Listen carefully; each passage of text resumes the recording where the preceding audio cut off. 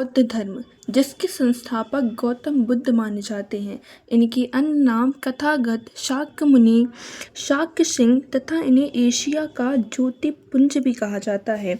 इनका जन्म 563 ईसा पूर्व में लुम्बिनी में कपिलवस्तु, नेपाल में हुआ था।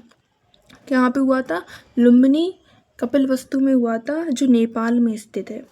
इनकी मृत्यु 483 ईसा पूर्व में कुशीनगर में हुई थी, जो मल्ल की राजधानी है।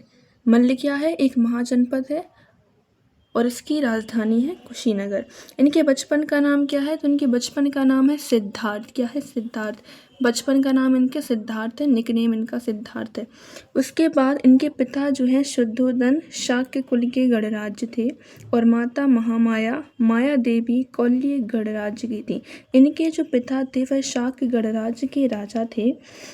तो जब ये गौतम बुद्ध पैदा हुए तो इन्होंने इसकी कुंडली दिखाई पंडित थे, तो उन्होंने कहा कि आपका जो बेटा है वह एक सन्यासी बनेगा। तो उन्होंने कहा मैं एक राजा और मैं अपने बेटे को सन्यासी कैसे बनने दूं? तो उन्होंने सन्यासी बनने से गौतम बुद्ध को रोका। तो उन्होंने पंडित जी से कहा कि बताइए कि मैं गौतम बुद्ध को सन्यासी बनने से कैसे रोकूं? तो उन्होंने कहा कि आप उसे सुख और दुख से, मतलब सुख और दुख से, इच्छाओं से, मतलब इनके बारे में उन्हें ना बताएं, इनसे दूर रखें। तो उन्होंने एक कमरे में ही उन्हें रखा और बाहर वो निकलने नहीं देते थे उन्हें।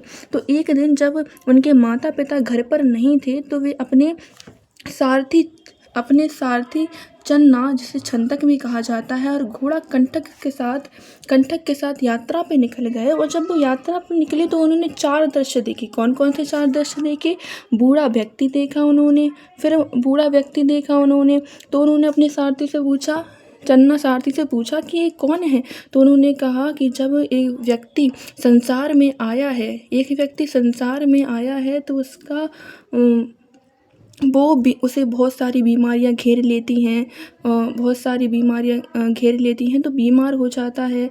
तो बीमार व्यक्ति उन्हें दिखा, बूढ़ा, कि अगर हम जवान हैं तो हमें बूढ़ा होना ही है, अगर हम अभी स्वस्थ हैं तो कब हमारी बीमारियां घेर लें हमें कुछ भी पता नहीं है। उन्होंने कहा मृत्यु, अगर संसार में मनुष्य का जन्म हुआ है तो मृत्यु निश्चित है। फिर उन्हें सन्यासी दिखा जो बहुत ही खुश नजर आ रहा था। उन्होंने इन 3 व्यक्तियों को देखा, ये तीनों दुख थे, लेकिन जब उन्होंने सन्यासी को देखा तो उन्होंने पाया कि सन्यासी तो बहुत हंस रहा है, बहुत प्रसन्न है। तो उन्होंने सन्यासी का मार्ग ही ग्रहण करा।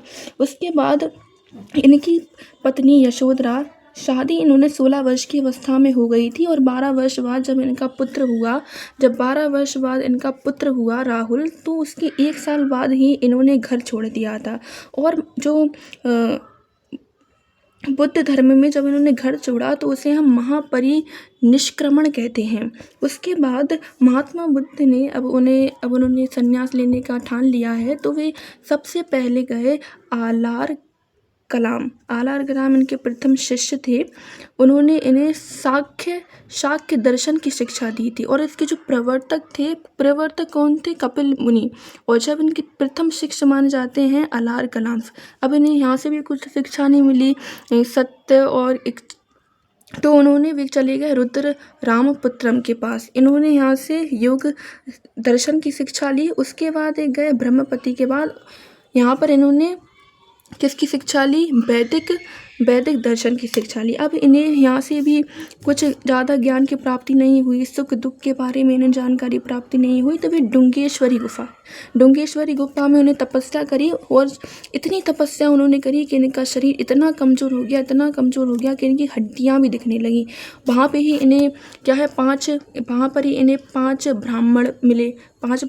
तो ये चलते गए, शरीर कमज़ोर हो गया और चलते गए तो उरुवेला, बोध गया, बिहार तक पहुँचे। तो वहाँ पर एक सुजाता नामक स्त्री ने इन्हें खीर खिलाई और गौतम बुद्ध ने खीर खा ली। तो 5 ब्राह्मण ने कहा कि आप तो सत्य और दुख के मार्ग पर ज्ञान प्राप्ति के लिए निकले थे, लेकिन आपने तो खीर खा ली और आपने अपना संन्यास जो बनना चाह रहे थे वो तो नियम तो आपने तोड़ ही लिया। तो जो 5 ब्राह्मण थे वे इनके साथ छोड़कर चले गए। तो 35 वर्ष की अवस्था में इन्होंने ज्ञान प्राप्त हुआ और वहीं पे पीपल वृक्ष के पेड़ के नीचे उरुवेला, बोध गया, बिहार में इन्होंने ज्ञान की प्राप्ति करी।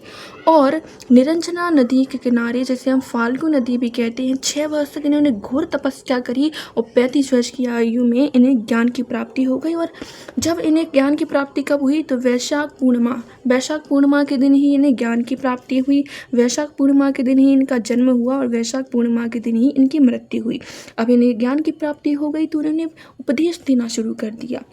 तो इनका पहला जो उपदेश था वह सारनाथ में इन्होंने दिया है, जिसे हम ऋषिपत्रम भी कहते हैं। भाषा पाली भाषा में, भाषा कौन सी थी? पाली भाषा में थी। अब इन्होंने जो उपदेश है वह 5 ब्राह्मण को दिया, जिसे हम धर्मचक्र परिवर्तक भी कहते हैं। इनके 5 ब्राह्मण कौन कौन से थे? तो वे कौटिल्य, बप्पा, भोदिया, मदमाना और अस्ता थे। वाराणसी में अष्टश्रेणी को भी इन्होंने ज्ञान दिया था। वाराणसी में ही जब इन्होंने बुद्ध भिक्षु की संघ की स्थापना की। अब बुद्ध भिक्षु कौन थे? मतलब गौतम बुद्ध को ज्ञान की प्राप्ति हो गई तो वे अपने धर्म को प्रचार करना चाहते थे। और जो भी इस धर्म को अपनाना चाह रहा है तो वह सबसे पहले अपने घर का त्याग करे। अब जब घर का त्याग करेंगे तो भाई कहीं ना कहीं तो रहेंगे। तो जो लोग बुद्ध धर्म को अपनाना चाह रहे थे और जो अपने घर का त्याग करते थे तो वो कहाँ पे रहेंगे? तो गौतम बुद्ध ने बुद्ध भिक्षु संघ बनाया, वो वहीं पे ही रहेंगे। फिर लेकिन अपने घर को त्याग करना होगा तब।